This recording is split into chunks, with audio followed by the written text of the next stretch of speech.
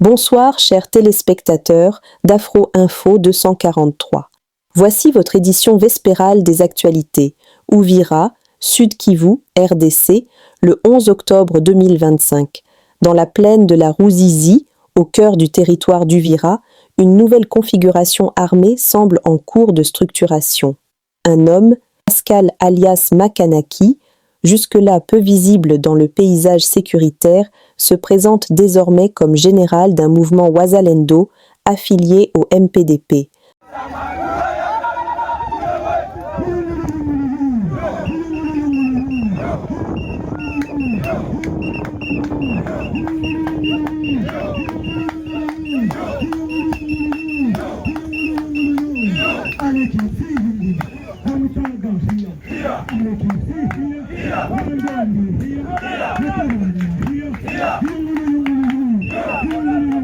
D'après des sources locales, il aurait été commandant des opérations sous l'autorité d'un autre général autoproclamé, nommé Nyerere. L'annonce date du 11 octobre 2025, jour où le groupe a affirmé avoir établi son état-major à Runingu, dans la plaine de la Ruzizi, désormais revendiqué comme quartier général de cette faction dissidente.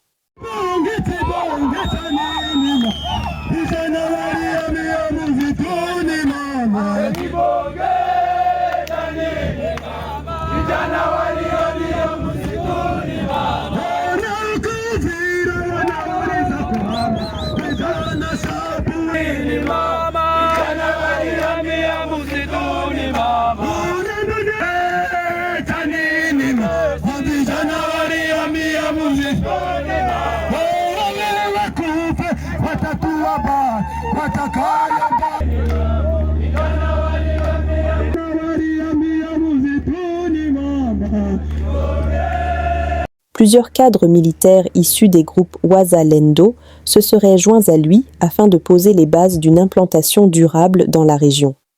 Leur objectif affiché, résister à l'avancée des rebelles du mouvement M23 qu'ils accusent d'être soutenus par le Rwanda, qualifié par eux de puissance agresseur.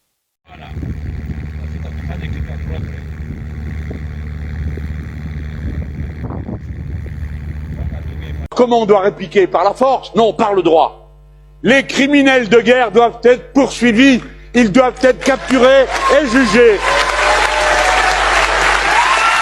Les frontières doivent être respectées. Le Rwanda doit évacuer le Congo, où il n'a rien à faire. Netanyahou doit évacuer le Liban et la Syrie qui ne lui appartiennent pas. Alors, je vous vois. Est-ce que là, quelconque dirait « ça ne suffit pas ». Bien sûr que ça ne suffit jamais, mais c'est un point d'appui extraordinaire.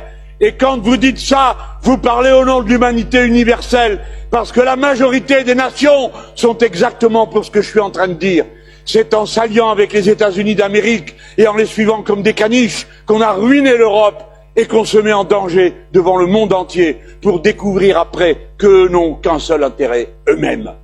Kinshasa, n'étant en mesure de rencontrer les défenseurs des droits humains qui lui soupçonnent d'un détournement de 4 millions de dollars leur destinée, le ministère des Droits humains choisit de traiter les activités DDH des Rwandais. Josué Wale, activiste des droits humains, dénonce une communication du droits humains CD, dont dirige Samuel Mbemba IV, qui ne profite pas pour la République, mais plutôt au Rwanda, pays agresseur de la République démocratique du Congo. En tant que défenseur des droits de l'homme, moi je pense que c'est une communication qui ne profite pas à la République.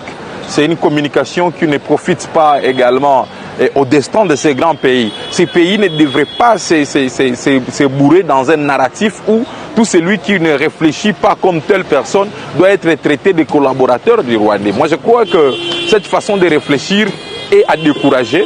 Nous devons monter un narratif nationaliste, un narratif d'unité, un narratif de cohésion pour ne pas, parce que les défenseurs des droits humains, ils ont réclamé un droit qui est tout à fait légitime d'être traités des Rwandais. Moi, je crois que actuellement, nous devons garder l'estime des chefs de l'État, l'estime également de tout le gouvernement et de tout le monde, à ne pas se plonger dans un narratif qui profite à ceux-là qui nous agressent. C'est un narratif de l'ennemi dont nous conseillons les ministres des droits humains de retirer ça et de communiquer utilement au profit de tous les défenseurs des droits humains. Et la réclamation, elle était fondée sur une prise en charge des défenseurs des droits humains qui, au-delà même d'être défenseurs, ils ont travaillé au profit de la République et qu'il y a eu un débloquement d'une somme d'argent qui avait plusieurs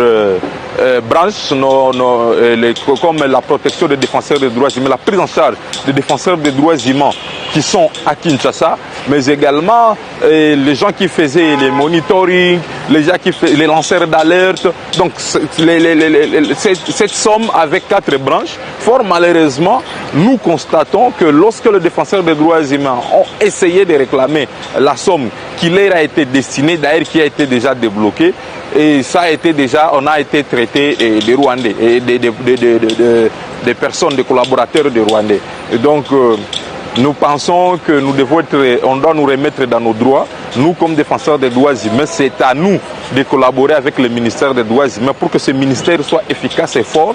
Mais ce n'est pas à nous de nous mettre en guerre avec le ministère, c'est plutôt le moment de remettre tout sur une ligne. Nous demandons au chef de l'État, mais également l'implication de la Première ministre, de s'impliquer vraiment à fond sur cette question, parce que les défenseurs des droits humains qui sont ici n'arrêtent de travailler pour la nation et ils font cette cause au profit de toute la communauté congolaise. Et donc, personne n'a le droit de traiter ceux-là qui défendent la nation, ceux-là qui défendent la patrie depuis longtemps, au prix de leur vie, et d'être traités aujourd'hui de collaborateurs, de ceux-là qui ont causé d'ailleurs leur fuite et de Goma, Bukavu jusqu'à Kinshasa.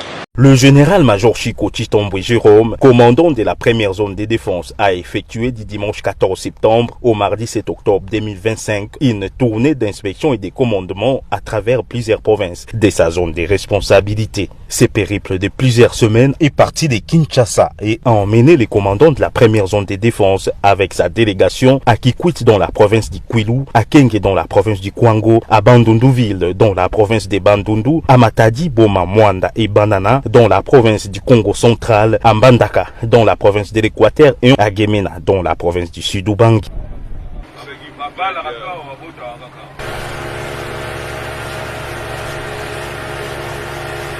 Partout où il est passé, le général-major Chico Chitombwe Jérôme a su mettre en exergue l'importance de la mémoire collective en invitant les militaires à observer 1 minute de silence pour les victimes des massacres en cours en République démocratique du Congo, notamment ceux commis par le M23 RDF et ADF NALU. Dans les rangs pour être gardé 1 minute de silence pour massacre na génocide oyo ezoleka na partie est ya mboka na biso.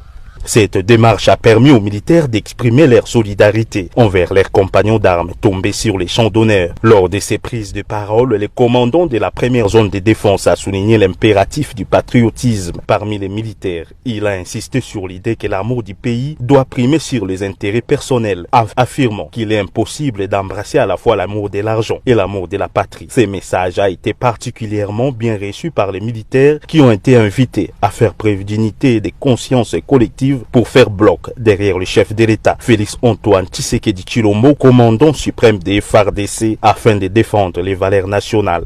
Pour que tout défendre Mboka ou Malam, la première des choses, nous devons être unis. La force d'une armée, c'est l'unité. Nous devons nous faire confiance mutuellement. Bakonzi, Basoda, Todara Bomoko. Makambo ba suspicion, kobenga ba mosusu fulani ya za royal, denga na za royal, na lingina yo kabilo kwa na première zone de défense.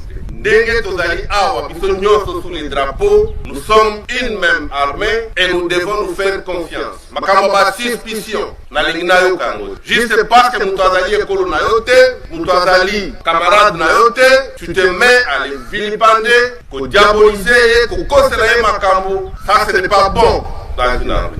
Bakonzi bisika nyonso nazoleka nazokomisa message moko ezali ete vous devez entretenir la confiance au sein de vos unités. Nous devons former un bloc derrière le commandant suprême pour pacifier notre pays. En outre, le général Chico a alerté ses troupes sur les dangers des officiers mal intentionnés, susceptibles de nuire aux intérêts de la nation. Il a alors appelé les éléments de la première zone de défense à rester vigilants, à avoir une oreille attentive sur ce qui se déroule au sein de la troisième zone de défense, les incitant à toujours être prêts à défendre notre pays. Durant ses visites, le général Chico Chitombwe Jérôme a rencontré tous les commandants d'unités de sa zone, leur enjoignant d'assurer une bonne mise en condition de l'air militaire en prévention d'une éventuelle mise en œuvre.